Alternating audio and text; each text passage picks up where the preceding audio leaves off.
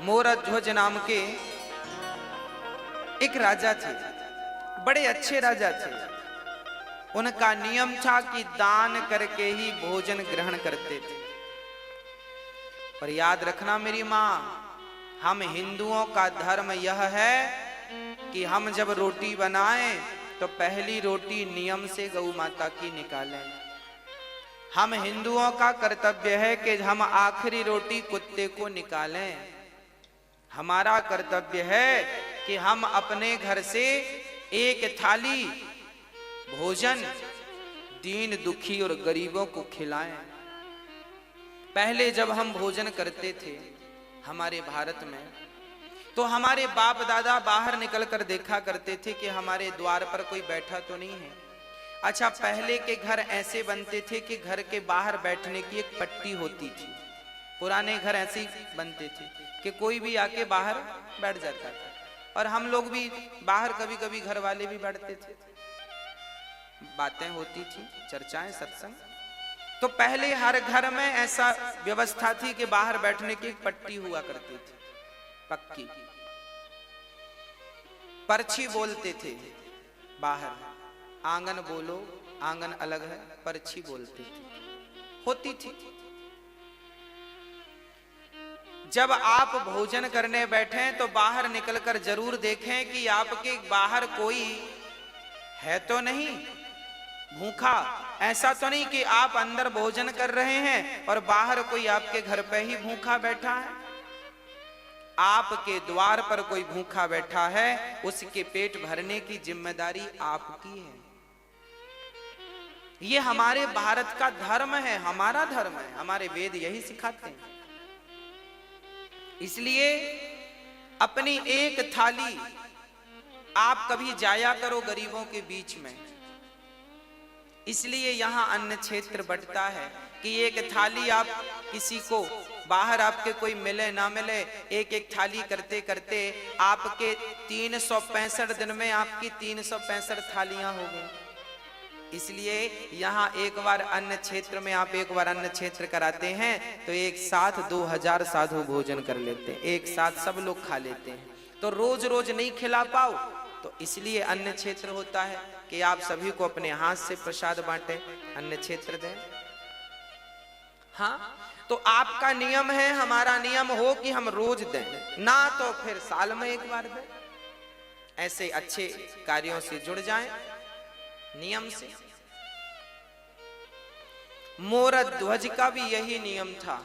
रोज ब्राह्मणों को बुलाते, उनके चरण धोते, उनकी सेवा करते, उनकी वंदना करते, उनको भोजन कराते, और उनके कहने पर जो वो कहते वो दान करते। दान अपने मन से नहीं करते थे, ब्राह्मण से पूछते थे आपको क्या चाहिए, जो वो कह दें वो दान करते थे। वो कहें कि हमें गाय चाहिए तो गाय दान कर देते थे, वो कहें हमें सोना चाहिए सोना दान, वो कहें हमारे रहने को घर नहीं है तो जमीन दान कर देते थे। राजा थे, ब्राह्मणों से पूछ कर दान करते थे आपको उनके मन का। ऐसे सत्यनिष्ठ राजा मोरध्वज, इनका डंका बजने लगा पूरे दुनिया में। इनके जैसा राजा, इनके जैसा दानी, इनके जैसा धर्मनिष्ठ ना भूतो ना भविष्य। एक दिन जब भगवान श्री कृष्ण थे तब अर्जुन ने कहा, चूंकि धर्मराज युधिष्ठिर ने यज्ञ किया था, उस यज्ञ में सबको भोजन, लाखों लोगों को भोजन कराया था, और इतना दान दिया गया था कि ब्राह्मण लेकर जा ना सके, कुछ छोड़कर चले गए। एक दिन अर्जुन ने बड़े अहंकार से कहा कि कन्हैया, आज तक मेरे भैया जैसा यज्ञ और दान आज तक किसी ने किया है? तो भगवान है।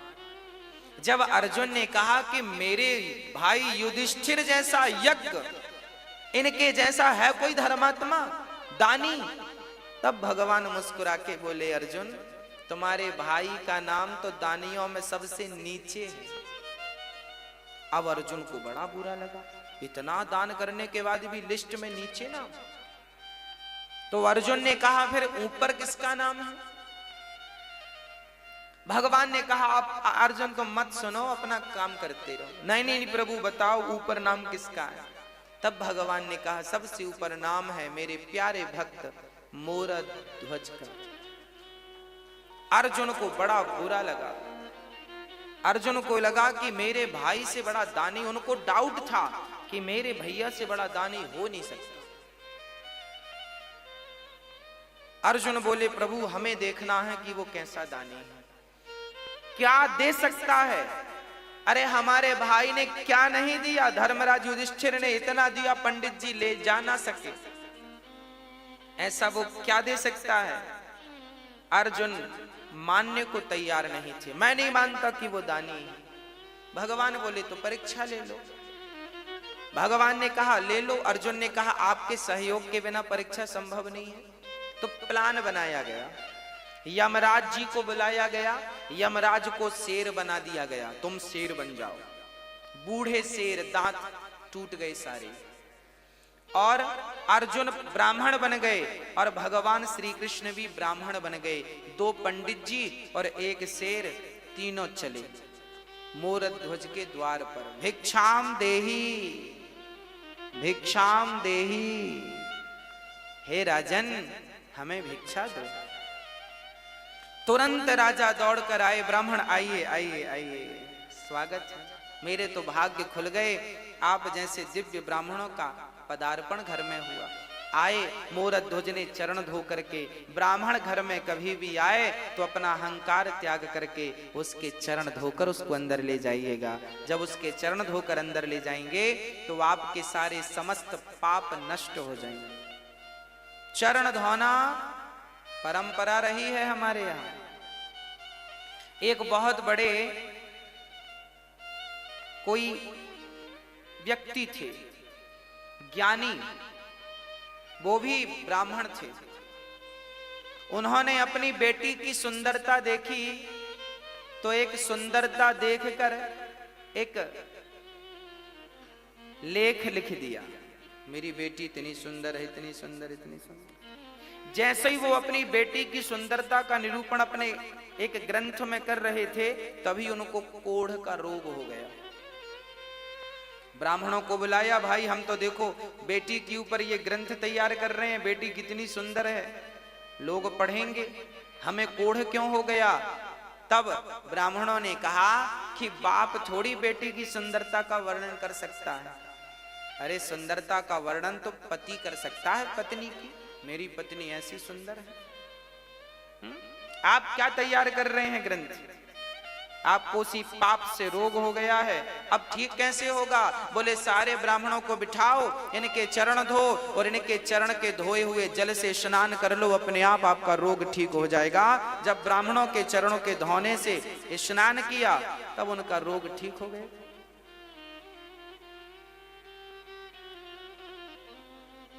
भगवान श्री कृष्ण भी सुदामा जैसे ब्राह्मणों के चरण धोए कि नहीं,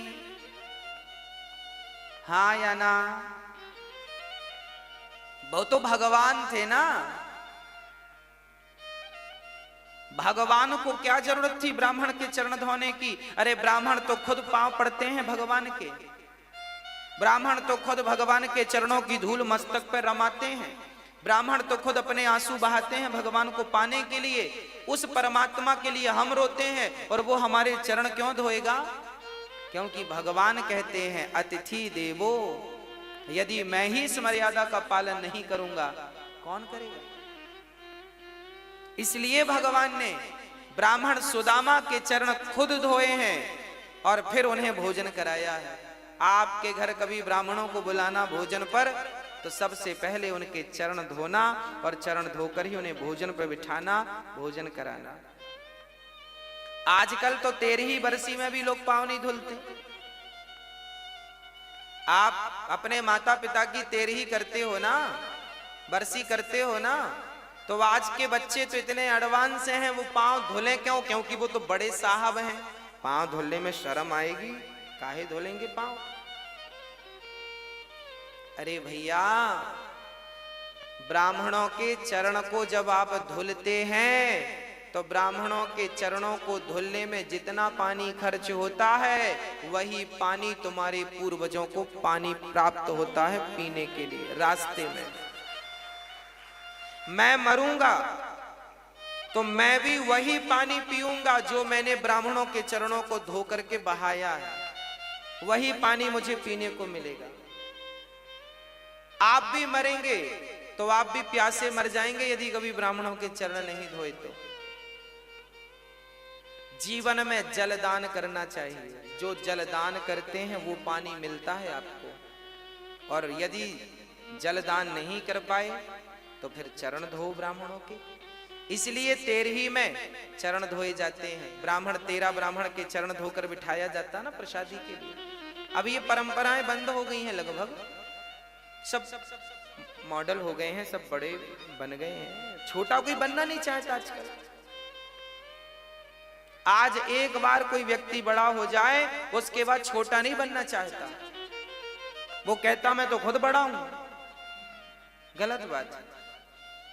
बड़ा वो नहीं है जो अपने आप को बड़ा बनाए और समझे, बड़ा वो है जो अपने आप को बिल्कुल मसक समान रूप कपिधरी अति लघु रूप पवन सुत लीन्हा। हनुमान जी लंका गए, बड़े बनकर नहीं गए, छोटे बनकर गए।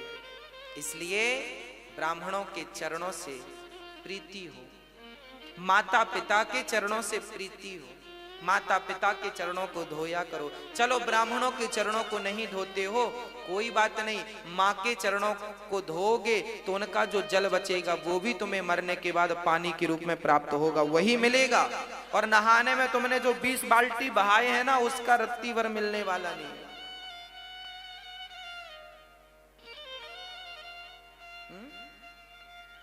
गौ माता को जो पानी पिलाया है वो पानी भी आपको प्राप्त होगा। जरूरतमंदों को जल का दान दिया है वो भी जल आपको प्राप्त, जो दिया है वो मिलेगा, सीधी बात।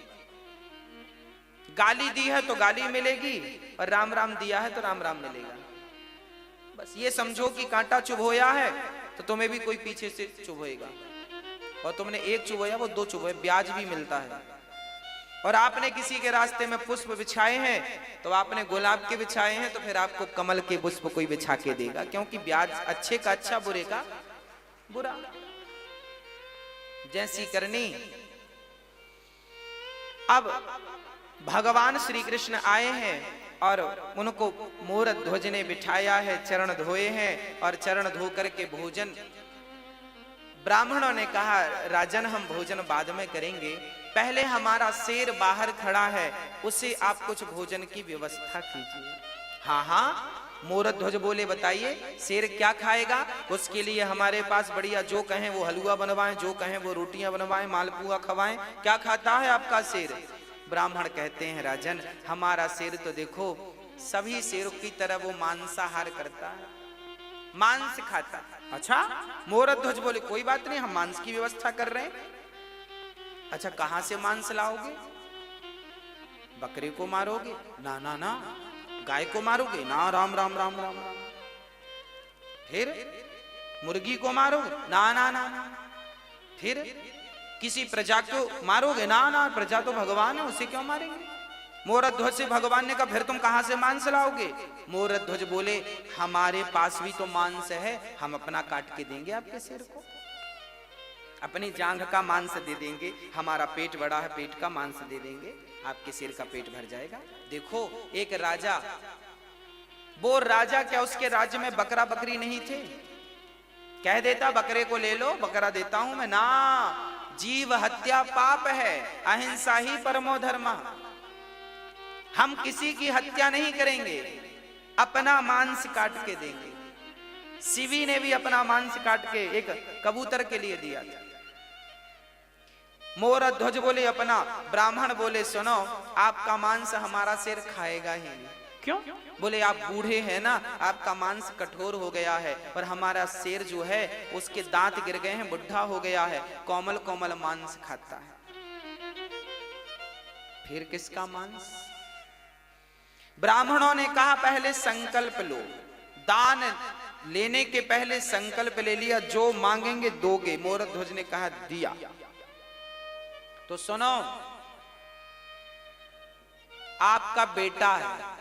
हाँ हाँ है, ताम्रध्वज, मोरध्वज का बेटा ताम्रध्वज।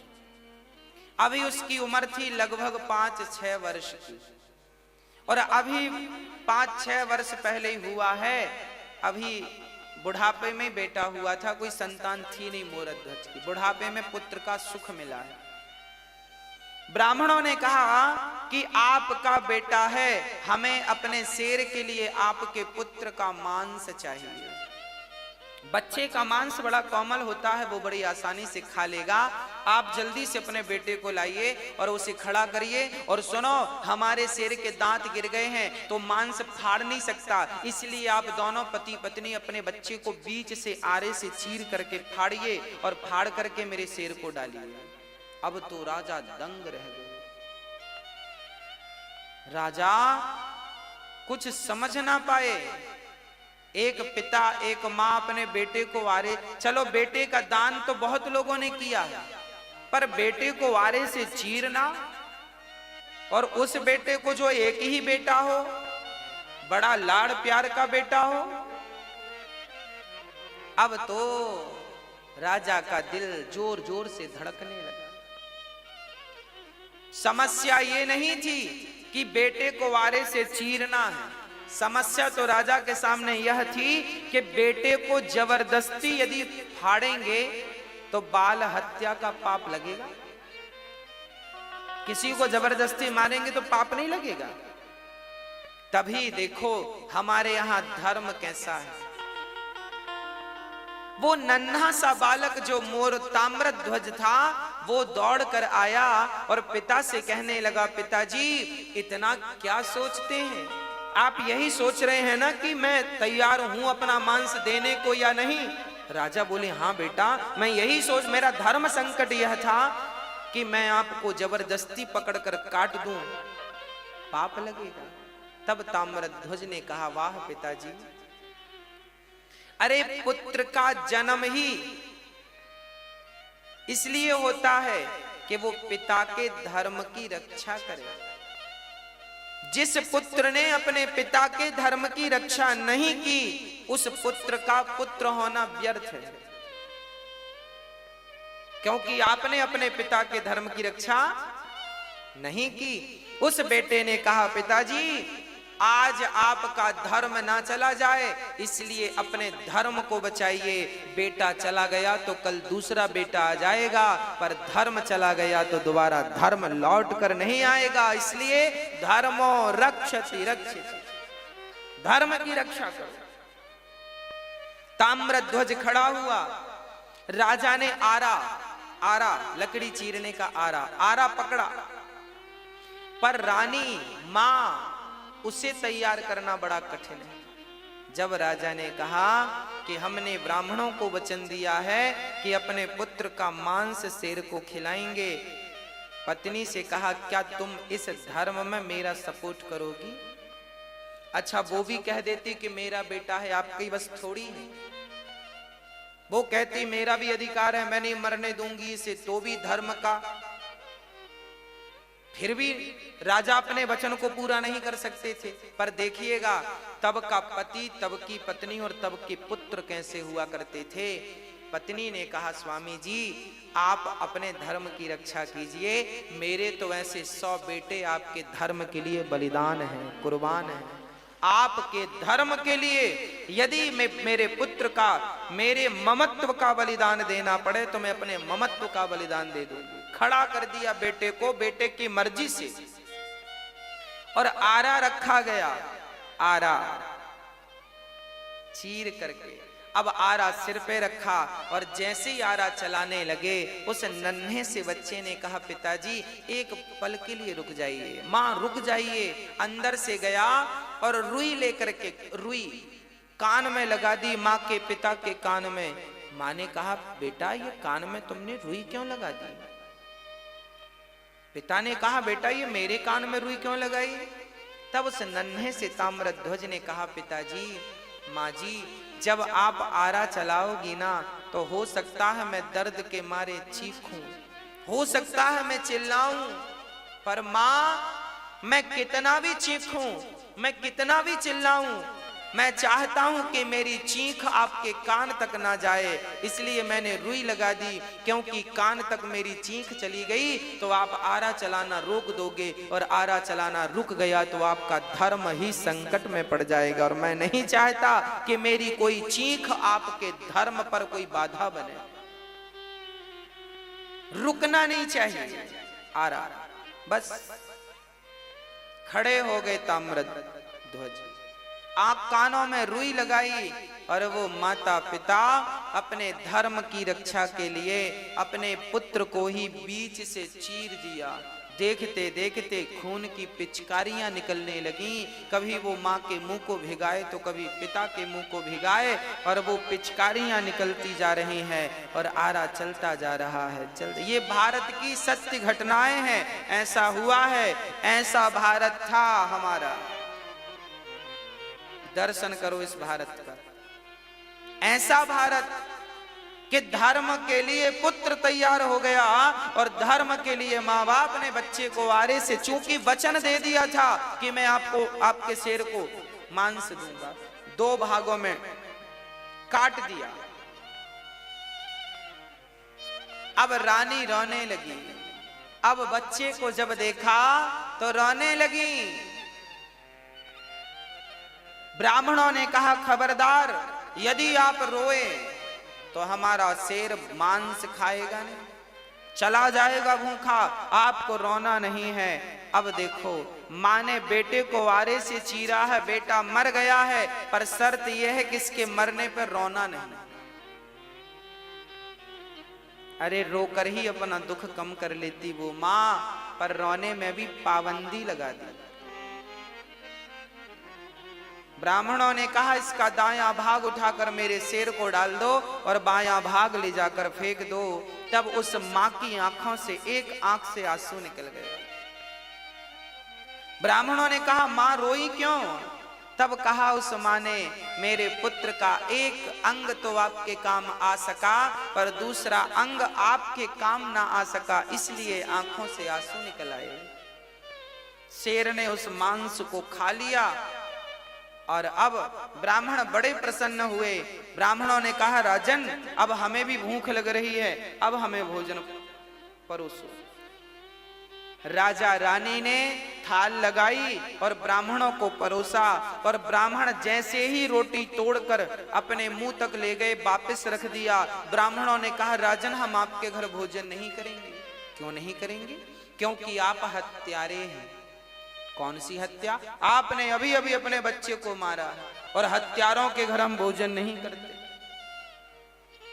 ये कहकर ब्राह्मण जाने लगे, तब मोरध्वज चरणों में गिर पड़ा। महाराज, मेरे घर से अतिथि भूखा चला जाएगा तो मेरे जीवन भर की भक्ति, जीवन भर का पुण्य आज बेकार हो जाएगा। ब्राह्मण देवता, मेरे घर से आप भूखे ना जाइए, आप भूखे ना जाइए। ब्राह्मणों ने कहा आप हत्यारे हो। अरे मोरध्वज ने कहा मैंने हत्या नहीं की, आपने ही तो कहा था। हमने कुछ नहीं, हम नहीं जानते। हमने कहा जरूर था, पर आपने तो हत्या की है, तो हत्या का तो पाप लगेगा, और तुम जैसे बाल हत्यारे को घर हम भोजन करेंगे, ये कहकर जाने लगे। तब मोरध्वज ने विचार किया, बात तो सही है, मैंने अपने धर्म की रक्षा के लिए अपने माथे पर पुत्र की मृत्यु का कलंक ले लिया। लोग क्या कहेंगे, कैसा राजा है, अपने धर्म के लिए अपने पुत्र को मार डाला।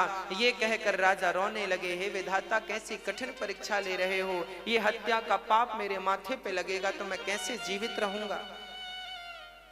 ये कहकर कि राजा मूर्छित हुए, और जब होश आया तो उन राजा ने कहा, हे विधाता, हे ईश्वर, यदि मैंने आज तक सपने में किसी का दिल ना दुखाया हो और मेरे घर से कोई अतिथि आज तक संतुष्ट होके ना गया हो, मैंने सदा संतुष्ट करके भेजा है सबको, आज तक यदि मेरी सेवा पूजा से आप प्रसन्न हैं तो हे नाथ, मुझे से धर्म संकट से उबारिए।